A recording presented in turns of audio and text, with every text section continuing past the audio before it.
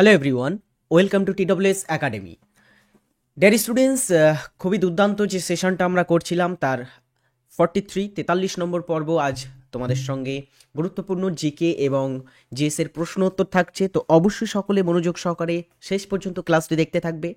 This is Arabul Rahman. আমি তোমাদের প্রতিদিন সকাল 7টাতে এই ক্লাসটি করাচ্ছি TWS একাডেমিতে। তো প্রতিদিনের ক্লাসটি কিন্তু তোমাদের দেখতে হবে এবং আমাদের যদি টেলিগ্রাম চ্যানেলে যুক্ত না হয়ে থাকো এবং চ্যানেলটিকে যদি সাবস্ক্রাইব না করে থাকো অবশ্যই কিন্তু সাবস্ক্রাইব করতে ভুলবে না। চলো শুরু করি আজকের পর্ব। প্রথম প্রশ্ন স্ক্রিনে দেওয়া হলো, সেটা হচ্ছে 1857 সালের বিদ্রোহে কাকে ভারতের সম্রাট হিসাবে ঘোষণা করা হয়? 1857 সালের যে রেভলিউশন বা বিদ্রোহটা হয়েছিল, এটাকে বিভিন্ন ব্যক্তিবনেরা বিভিন্ন কিন্তু মতামত দিয়েছে। এখানে বীর সাভারকরের নামটা খুবই উল্লেখযোগ্য। বীর সাভারকর, তিনি এটাকে ভারতের প্রথম স্বাধীনতা যুদ্ধ বলেছেন। বীর সাভারকর প্রথম স্বাধীনতা যুদ্ধ বলে এটাকে।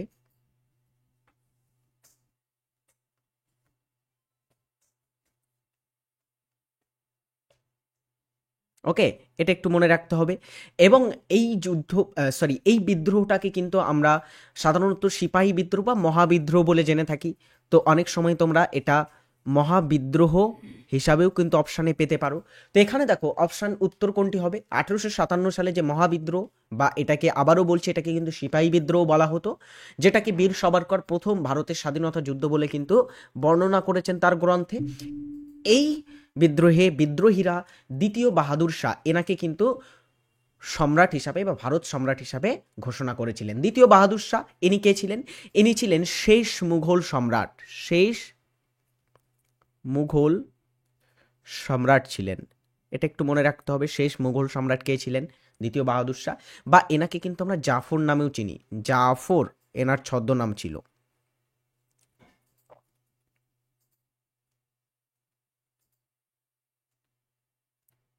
গুড। নেক্সট প্রশ্ন দেখি আমরা, সেটা হচ্ছে নেক্সট প্রশ্ন, ওডিআই ক্রিকেটে একটি ম্যাচে সর্বাধিক রান করেছেন কে? ওডিআই ক্রিকেটের ইতিহাসে, ওডিআই মিন্স হচ্ছে ওয়ান ডে ইন্টারন্যাশনাল, একদিনের আন্তর্জাতিক যে ক্রিকেট টুর্নামেন্টটা হয়ে থাকে, এই টুর্নামেন্টে একটি ম্যাচে সব থেকে বেশি ব্যক্তিগত রান, এখানে আমার এই কথাটা লেখা উচিত ছিল ব্যক্তিগত রান, তো তোমরা নিশ্চয়ই বুঝতে পারছো ব্যক্তিগত রানেরই কথা বলা হচ্ছে।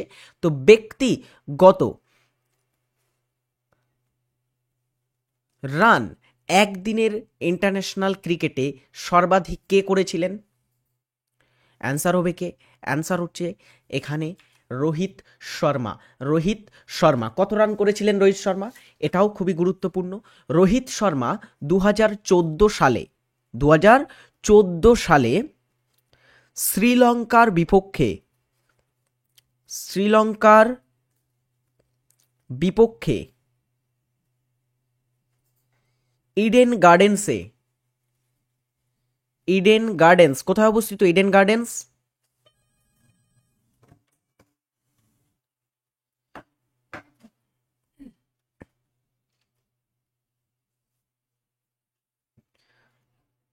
কোথায় অবস্থিত? ইডেন গার্ডেন্স কলকাতাতে অবস্থিত। তো কলকাতার ইডেন গার্ডেন্সে তিনি 2014 সালে কিন্তু এই রেকর্ডটা করেছিলেন। তিনি 264 রান করেন।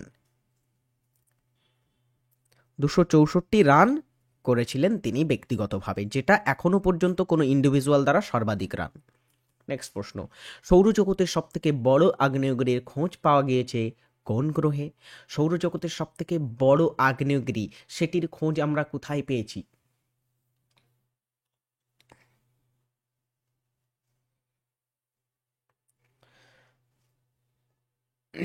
সৌরজগতের সবথেকে বড় আগ্নেয়গিরির নাম হচ্ছে অলিম্পিয়াস মন্স।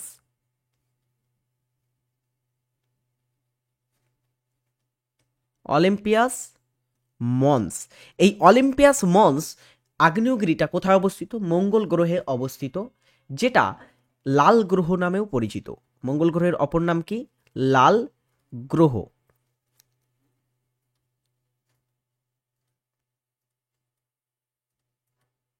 ওকে, নেক্সট পরের প্রশ্ন, রাজা রামমোহন রায়কে রাজা উপাধিতে ভূষিত করেন কে? রাজা রামমোহন রায়কে কে রাজা উপাধিতে ভূষিত করেছিলেন? সুজা উদ্দৌলা, রবীন্দ্রনাথ ঠাকুর, দ্বিতীয় আকবর নাকি দ্বিতীয় বাহাদুর শাহ? তো বিভিন্ন অপশানের মধ্যে কোনটি এখানে সঠিক উত্তর হবে সকলে বেছে নাও।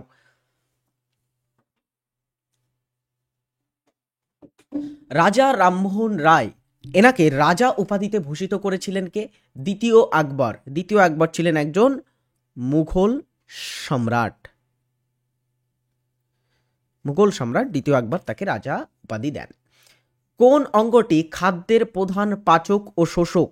খাদ্যের প্রধান পাচক ও শোষক হিসাবে পরিচিত নিম্নের কোন অঙ্গটি আমাদের মানবদেহের?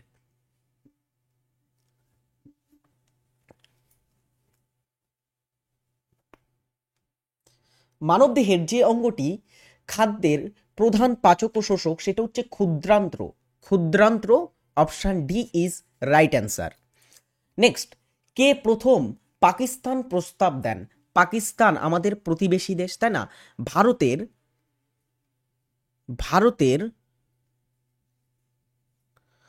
উত্তর পশ্চিমে অবস্থিত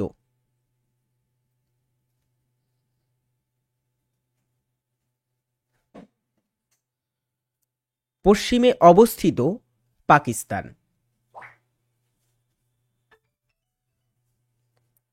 তো পাকিস্তান প্রস্তাবটা কে প্রথম দিয়েছিলেন? অ্যান্সার হচ্ছে রহমত আলী। ইনি পাকিস্তান প্রস্তাবটা কিন্তু প্রথম দিয়েছিলেন। ঠিক আছে, আরেকটা জিনিস এখানে জেনে রাখো, এই যে পাকিস্তান দেশটি, এই দেশটির সঙ্গে ভারতের সীমানার নাম কি? তো মনে রাখবে র্যাডক্লিফ লাইন। র্যাডক্লিফ লাইন এটা ভারত ও পাকিস্তানকে বিচ্ছিন্ন করে।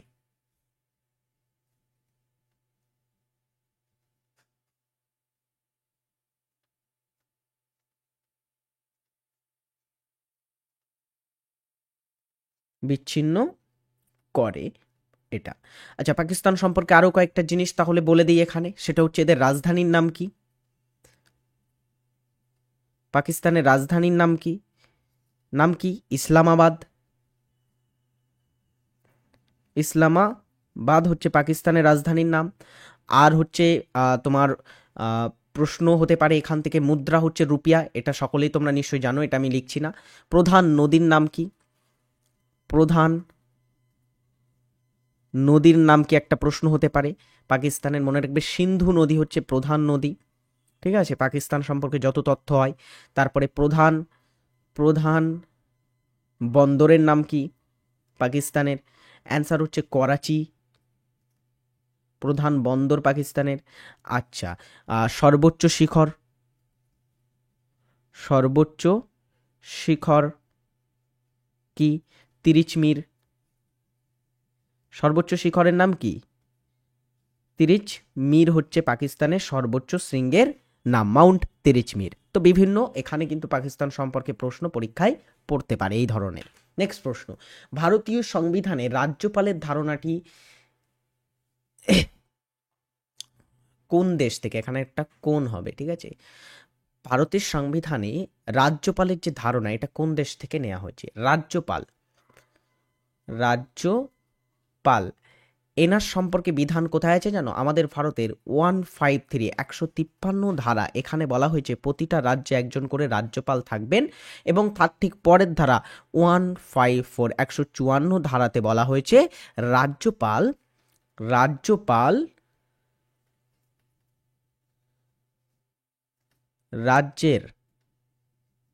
রাজ্যের শাসনতান্ত্রিক প্রধান।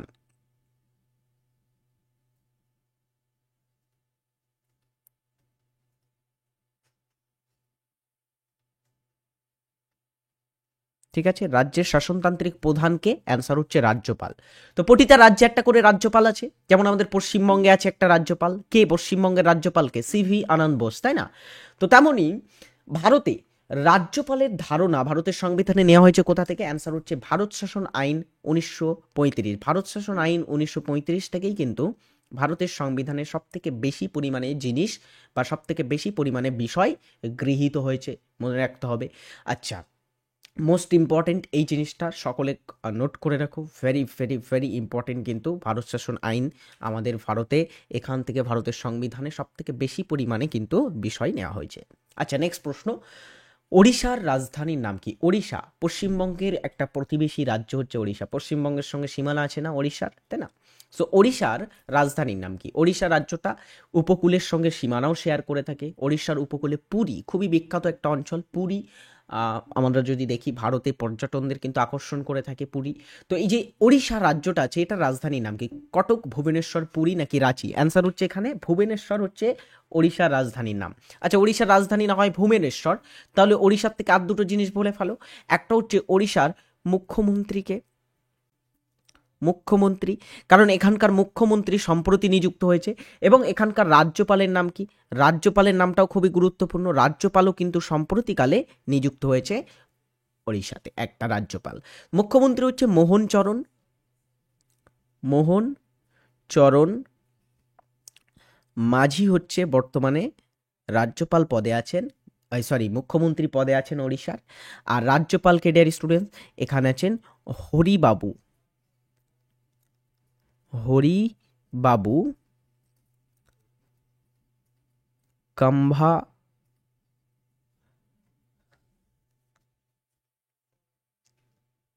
কাম্ভামপতি। ওকে, হরিবাবু কাম্ভামপতি ইনি কিন্তু সম্প্রতিকালে ওড়িশার রাজ্যপাল হিসাবে শপথ নিয়েছেন। তো এটাও মোস্ট ইম্পর্টেন্ট।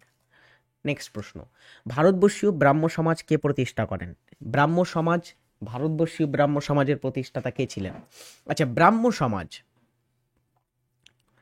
ব্রাহ্ম সমাজ এটা সম্পর্কে আমরা অনেকবার পড়েছি।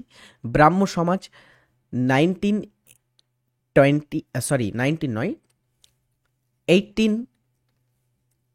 1828 অর্থাৎ 1828 সালে স্থাপিত হয়। 28 সালে রামমোহন রায় বা রাজা রামমোহন রায় স্থাপন করেন।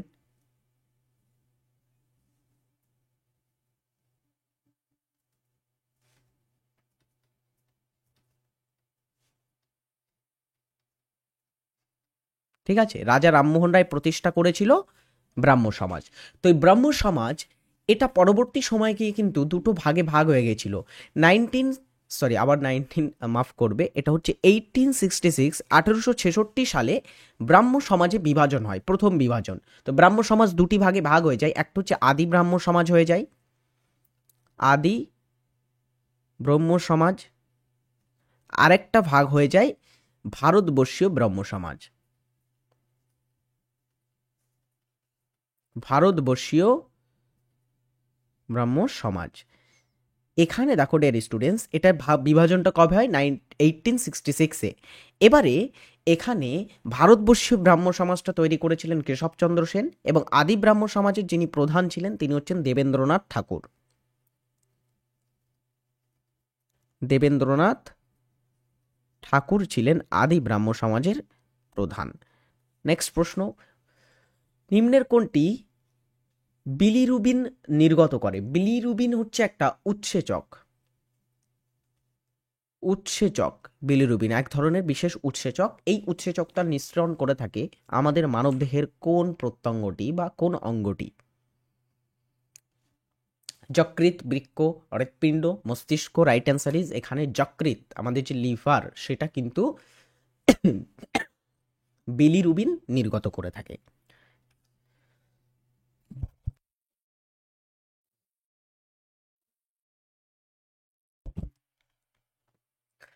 জজিলা গিরিপথটি কোথায় অবস্থিত? সরি, আজকের হোমওয়ার্ক এটা থাকবে, জজিলা গিরিপথ কোথায় আছে এটা কমেন্ট করে সকলে জানিয়ে যাবে। আজকের হোমওয়ার্ক ভেরি ইম্পর্টেন্ট একটা হোমওয়ার্ক তোমাদের দিয়ে রাখলাম।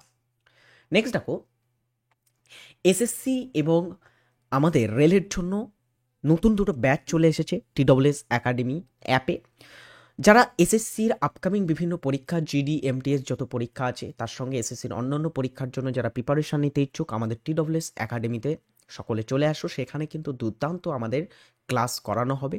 সমস্ত একদম বেস্ট কোয়ালিটির ক্লাস কিন্তু আমাদের TSS একাডেমিতে করা হয়। এটা নিয়ে কিন্তু কোনো মানে দ্বিধা নেই। এবং 2025-এ আমরা ট্রাই করব আরও তোমাদেরকে বেস্ট করে এবং একদমই তোমাদের চাকরি পাইয়ে দেওয়ার মতো করে কিন্তু আমরা পড়াবো। তো অবশ্যই সকলে চলে আসো TSS একাডেমিতে। বেসিক থেকে একদমই ফাউন্ডেশন ব্যাচ মিনস হচ্ছে একদমই বেসিক থেকে তোমাদের কিন্তু সেখানে ক্লাস করানো হবে। বর্তমানে অফার চলছে, যেহেতু সম্প্রতি লঞ্চ হয়েছে ব্যাচটি, এই কারণে অফার চলছে, তো সেটাতে তোমরা যুক্ত হতে পারো। এছাড়া রেলওয়ে ফাউন্ডেশন ব্যাচ, এটাতেও অফার চলছে। গ্রুপ ডি এবং এনটিপিসির ব্যাচ, এই ব্যাচটাতেও কিন্তু থিওরি, এমসিকিউ, পিআইকিউ সমস্ত কিছু প্র্যাকটিস এবং আমাদের বেসিক থেকে ক্লাস করানো হবে। সমস্ত বিষয়ে সিলেবাস ভিত্তিক ক্লাস পাবে, সোম থেকে শনি প্রতিদিন ক্লাস পাবে। আর সব থেকে বড় বিষয় হচ্ছে ক্লাসগুলো কিন্তু তোমরা পিডিএফ পাবে। ওকে, অনেকে ইউটিউব ক্লাসের পিডিএফ চাই, তার জন্য আমি বলবো তোমরা ব্যাচে চলে আসো, সেখানে কিন্তু প্রতিটা ক্লাসের তোমরা পিডিএফ পাবে। নমিনিয়াল একটা ফিস পে করলে তোমরা কিন্তু 5 মাস ডিউরেশনের ক্লাস দেখতে পাবে ফুল, এবং 12 মাস ধরে কিন্তু সেই ক্লাসটা তোমাদের দেখার সুযোগ থাকবে। অর্থাৎ 5 মাস লাইভ ক্লাস আমরা করব, কিন্তু তোমরা ক্লাসটা 12 মাস পর্যন্ত অ্যাক্সেস করতে পারবে। সমস্ত জিজ্ঞাসা যদি আরও থাকে, আমাদের হেল্পলাইন নম্বর, সেটাতে তোমরা কল করতে পারো, ডেসক্রিপশনে নাম্বার দেওয়া আছে বা সেখান থেকে তোমরা পেয়ে যাবে। আর আমাদের দ্য ওয়ে অফ সলিউশন এবং টিডব্লিউএস একাডেমি থেকে কিন্তু তোমাদের সমস্ত হেল্প করা হবে প্রতিযোগিতামূলক পড়ার জন্য বা পড়াশুনো করার জন্য। সকলে টিডব্লিউএস একাডেমি অ্যাপ ডাউনলোড করো। ডাউনলোড করা থাকলে অবশ্যই আজই ভর্তি হয়ে যাও, তুমি যদি রেল এসএসসির পরীক্ষাকে টার্গেট করে থাকো। ওকে, নেক্সট আমরা পরের প্রশ্ন দেখি। World maritime technology conference, WMTC, world maritime technology conference 2024 আয়োজক কোন শহর? কোন শহর এটা আয়োজন করেছে 2024 সালে? অলরাইট, উত্তর করে ফেলো সকলে। রাইট অ্যান্সার হচ্ছে এখানে চেন্নাই, তামিলনাড়ুর রাজধানী। তামিলনাড়ুর রাজধানী শহরের নাম চেন্নাই। নেক্সট প্রশ্ন দেখি আমরা। ডাল হ্রদ কোন শহরে অবস্থিত? ডাল হ্রদ খুবই সুদর্শন একটা হ্রদ, যেটা জম্মু ও কাশ্মীরে অবস্থিত। জম্মু ও কাশ্মীরের একটা হ্রদ, বা জম্মু ও কাশ্মীরের একটা স্বাদু জলের হ্রদ। স্বাদু জল মানে নিশ্চয়ই বোঝো তোমরা, মিষ্টি জলের হ্রদ। স্বাদু জলের হ্রদ হিসাবে এটা পরিচিত। তো এই স্বাদু জলের হ্রদ ডাল হ্রদ, যেটা জম্মু ও কাশ্মীরে কিন্তু সৌন্দর্যতায় খুবই গুরুত্বপূর্ণ ভূমিকা পালন করেছে। এটা শ্রীনগর, জম্মু ও কাশ্মীরের শ্রীনগরে অবস্থিত আছে। আরেকটা আছে দেখো, ডাল হ্রদ যেমন আছে, ডাল হ্রদ যেমন জম্মু ও কাশ্মীরে অবস্থিত আছে, তার মধ্যে কিন্তু আরও একটা হ্রদ আছে যেটার নাম হচ্ছে উলার হ্রদ। উলার হ্রদ কোথায় আছে? উলার হ্রদ এটাও কিন্তু জম্মু ও কাশ্মীরে অবস্থিত আছে। মোস্ট ইম্পর্টেন্ট, এটা আমাদের ভারতের সব থেকে বড় স্বাদু জলের হ্রদ হিসাবে পরিচিত। বিশাখাপত্তনম কোন শিল্পের জন্য বিখ্যাত? বিশাখাপত্তনম শহরটা কৃষ্ণা নদীর তীরে অবস্থিত। কৃষ্ণা নদীর তীরে অবস্থিত বিশাখাপত্তনম। ওকে, তো এই যে বিশাখাপত্তনম কৃষ্ণা নদীর তীরে অবস্থিত, এটা কোন রাজ্যের মধ্যে পড়ে? এটা অন্ধ্রপ্রদেশ রাজ্যের মধ্যে পড়ে থাকে। অন্ধ্রপ্রদেশ রাজ্যে এটা অবস্থিত। গুড। এই বিশাখাপত্তনম কোন শিল্পের জন্য বিখ্যাত? ফার্স্ট হচ্ছে এখানে জাহাজ নির্মাণ কারখানা, জাহাজ নির্মাণ কারখানা আছে।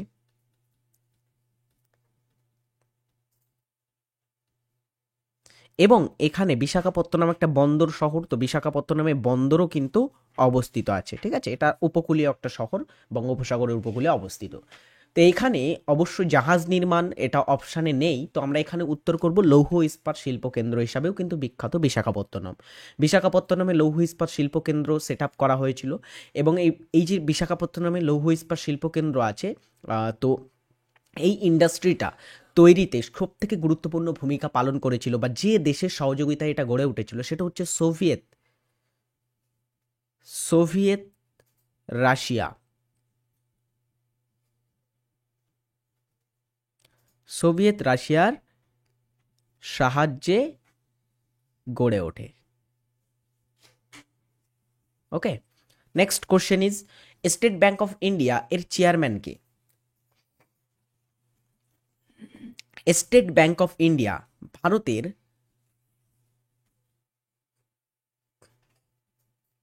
প্রথম জাতীয়করণকৃত ব্যাংক। ঠিক আছে, ভারতের প্রথম কোন ব্যাংকটাকে ন্যাশনালাইজ করা হয়েছিল? এসবিআই বা স্টেট ব্যাংক অফ ইন্ডিয়াকে কিন্তু প্রথম ন্যাশনালাইজ করা হয় 1955, 1955 এটা স্থাপিত হয়েছিল। গুড। এবং এটার সদর দপ্তর কোথায় অবস্থিত জানো? মুম্বাইতে অবস্থিত। Financial capital of India Mumbai, সেখানে অবস্থিত আছে এসবিআইয়ের হেডকোয়ার্টার। মোস্ট ইম্পর্টেন্ট, পরীক্ষায় প্রশ্ন দেয়। এবারে প্রশ্ন হচ্ছে এর চেয়ারম্যান বর্তমানে কে? রাইট অ্যান্সার হচ্ছে চাল্লা শ্রীনিবাসুলু শেট্টি। চাল্লা শ্রীনিবাসুলু শেট্টি, ইনি হচ্ছেন বর্তমানে এসবিআইয়ের চেয়ারম্যান। কয়েকদিন আগেই তিনি নিযুক্ত হয়েছেন, এই কারণে কিন্তু তার নামটা most important. Next question is, Mahavir কোথায় জন্মগ্রহণ করেছিলেন? মহাবীর ইনি কোথায় জন্মগ্রহণ করেন? মহাবীর কে ছিলেন? ইনি একজন তীর্থঙ্কর ছিলেন। কিসের তীর্থঙ্কর ছিলেন? জৈন তীর্থঙ্কর, তাই না? তো জৈন ধর্মে কিন্তু প্রচুর তীর্থঙ্কর এসেছে।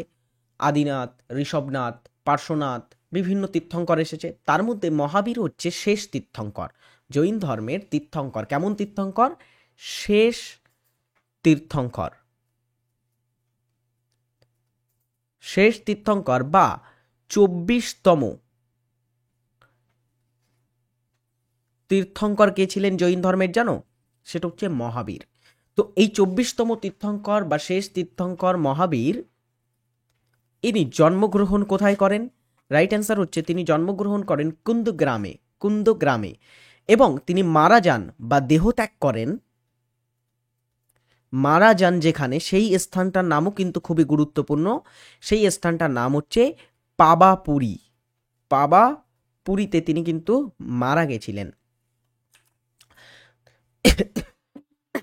2024 ইউরো কাপ হোস্ট করে কোন দেশ? ইউরো কাপ এটা একটা ফুটবল টুর্নামেন্ট।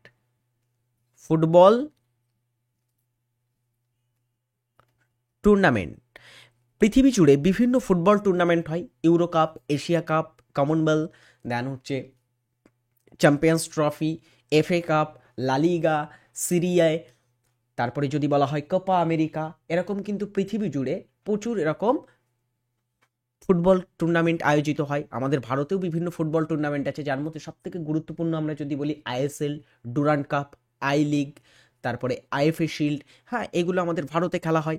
তো এই যে ফুটবল টুর্নামেন্টগুলো হয়, তার মধ্যে ইউরোপের বিভিন্ন দেশগুলোকে নিয়ে খেলা হয়ে থাকে ইউরো কাপ। ইউরো কাপটা এই বছর নয়, মানে 2024 সালে, আগের বছরে হোস্ট করেছিল কোন দেশ? জার্মানি হোস্ট করেছিল। এবং চ্যাম্পিয়ন বা জয়ী হয় কোন দল জানো? জয়ী হয় যে দল, সেটা হচ্ছে স্পেন দল। স্পেন দেশ কিন্তু 2024 ইউরো কাপ জয়লাভ করেছিল। পশ্চিম ভারতে সংস্কার আন্দোলনের জনক নামে পরিচিত ছিলেন কে?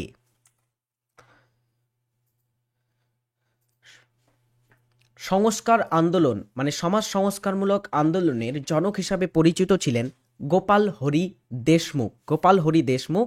তিনি কিন্তু আবার লোকহিতবাদী নামে পরিচিত ছিলেন। তো পরীক্ষায় এখান থেকে আরেকটা প্রশ্ন এসে থাকে যে কোন সমাজ সংস্কারক লোকহিতবাদী নামে পরিচিত ছিলেন?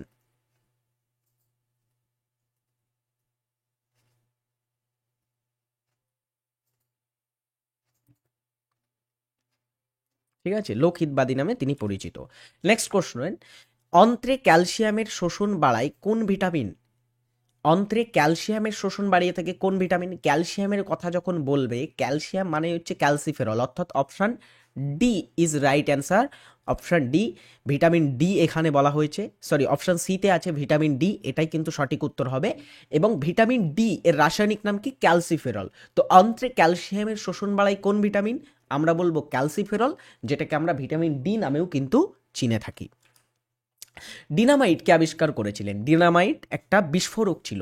এই বিস্ফোরকটা বিশেষ করে খনির কাজ করতে, বিভিন্ন পাহাড় বা তোমার হচ্ছে পর্বত অঞ্চলে যখন রাস্তা নির্মাণ করা বা টার্নেল নির্মাণ করতে কিন্তু খুবই গুরুত্বপূর্ণ ভূমিকা পালন করে থাকে ডাইনামাইট। এটা কিন্তু কাজে লেগে থাকে, ঠিক আছে, পাহাড় ফাটাতে বা তোমার হচ্ছে বিস্ফোরক হিসাবে কাজ করে থাকে এটা।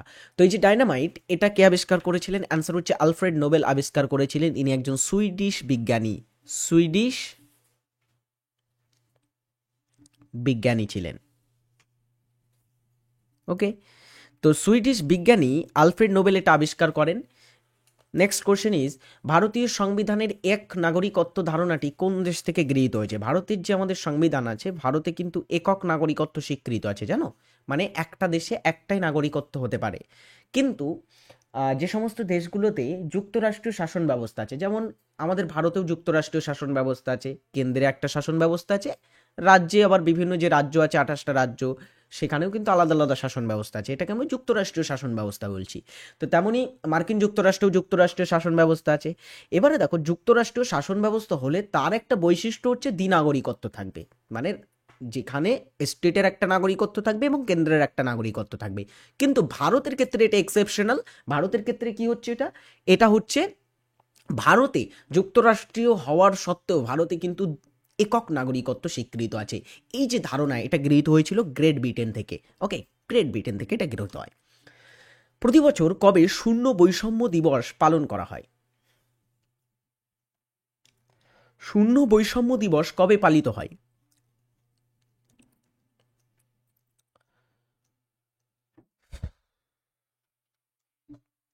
শূন্য বৈষম্য দিবস পালিত হয় 1 মার্চ, শূন্য বৈষম্য দিবস। নেক্সট ইজ, কোথায় ভারতের প্রথম সমুদ্রের নিচ দিয়ে টার্নেল তৈরি সম্পূর্ণ হয়েছে? সমুদ্রের নিচ দিয়ে টার্নেল তৈরি সম্পন্ন হয়েছে সম্প্রতিকালে কোন স্থানে? বলে ফেলো। সমুদ্রের নিচ দিয়ে ভারতের প্রথম টার্নেল তৈরি সম্পন্ন হয়েছে মুম্বাই শহরে। রিভার সুইপ শব্দটি কোন খেলার সাথে যুক্ত? রিভার সুইপ শব্দটা কোন খেলার সাথে যুক্ত? এই শব্দটা যারা স্পোর্টস প্রেমী, যারা খেলাধুলো নিয়ে ভালোবাসে, তারা কিন্তু এই শব্দটার সাথে অনেক পরিচিত। রিভার সুইপ শব্দটি পরিচিত হচ্ছে ক্রিকেট খেলার সাথে। রিভার সুইপ, সুইপ এগুলো পরিচিত ক্রিকেট খেলার সাথে। নেক্সট কোশ্চেন ইজ, ভারতীয় জাতীয় কংগ্রেস কবে প্রতিষ্ঠিত হয়? আরও একটা সুন্দর প্রশ্ন। ইন্ডিয়ান ন্যাশনাল কংগ্রেস, ভারতীয় জাতীয় কংগ্রেস, এটা কবে প্রতিষ্ঠিত হয়েছিল? বলে ফেলো সকলে, জাতীয় কংগ্রেস কবে প্রতিষ্ঠিত হয়? অ্যান্সার হচ্ছে 1885 সালে ভারতীয় জাতীয় কংগ্রেস প্রতিষ্ঠিত হয়। আচ্ছা, জাতীয় কংগ্রেসের প্রতিষ্ঠাতা কে ছিল? প্রতিষ্ঠাতা ছিলেন কে জানো জাতীয় কংগ্রেসের? তার নামটা ভেরি ইম্পর্টেন্ট। তিনি হচ্ছেন এ ও হিউম, বা আমরা তার পুরো নামটা জেনে রাখবো, অ্যালান অক্টোভিয়ান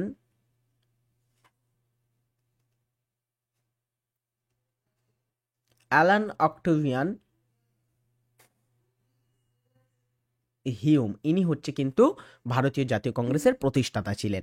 আচ্ছা, আরেকটা জিনিস এখানে একটু জেনে রাখো, এই যে ইন্ডিয়ান ন্যাশনাল কংগ্রেস বা ভারতীয় জাতীয় কংগ্রেস, এর প্রথম সভাপতি কে ছিল? এর প্রথম সভাপতি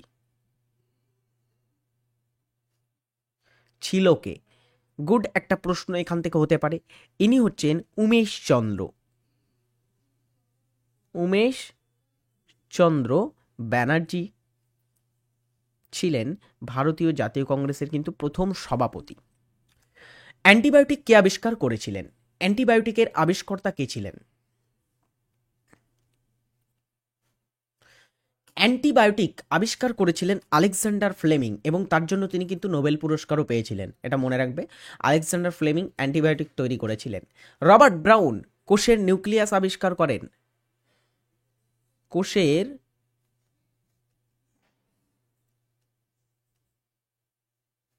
নিউক্লিয়াস আবিষ্কার করে তিনি, ঠিক আছে। আচ্ছা, কার্ল লিনিয়াস, এনার নামটা মনে রাখতে হবে। ইনি হচ্ছেন শ্রেণীবিন্যাস বা ট্যাক্সোনমির জনক হিসাবে পরিচিত। ট্যাক্সোনমি মানে কি? শ্রেণীবিন্যাস। তো ট্যাক্সোনমির জনককে? অ্যান্সার হচ্ছে কার্ল লিনিয়াস। জোসেফ লিস্টার অস্ত্রোপচারের ধারণা দেন বা অস্ত্রোপচারের জনক হিসাবে পরিচিত। অস্ত্রোপচার জনক নয়, অ্যাকচুয়ালি অস্ত্রোপচার, আধুনিক যে অস্ত্রোপচার, এটার ধারণা দিয়েছিলেন তিনি, বা তার সঙ্গে তিনি কিন্তু জড়িত ছিলেন। জোসেফ লিস্টারের নামটাও কিন্তু একটু জেনে রাখবে। আচ্ছা, ওকে, এখানেই আমি ক্লাসটা আজকে শেষ করব। যারা ক্লাসটি শেষ পর্যন্ত দেখলে, কেমন লাগলো ক্লাসটি অবশ্যই সকলে কমেন্ট করে জানাবে। অবশ্যই আশা করব তোমাদের ভালো লাগলো ক্লাসটি। এবার আমাদের প্রতিদিনের ক্লাস যারা তোমরা প্রতিদিন দেখছো TWS একাডেমি এবং দ্য ওয়ে অফ সলিউশনে, অবশ্যই প্রতিদিন এই ক্লাসটা কিন্তু তোমরা দেখতে থাকবে এবং দ্য ওয়ে অফ সলিউশন ও TWS একাডেমি চ্যানেল দুটিকে সাবস্ক্রাইব করে রাখো, সেখানে কিন্তু প্রতিটা ফ্রি লাইভ ক্লাস তোমরা দেখতে পাবে। ভালো থাকবে সকলে, টাটা বাই।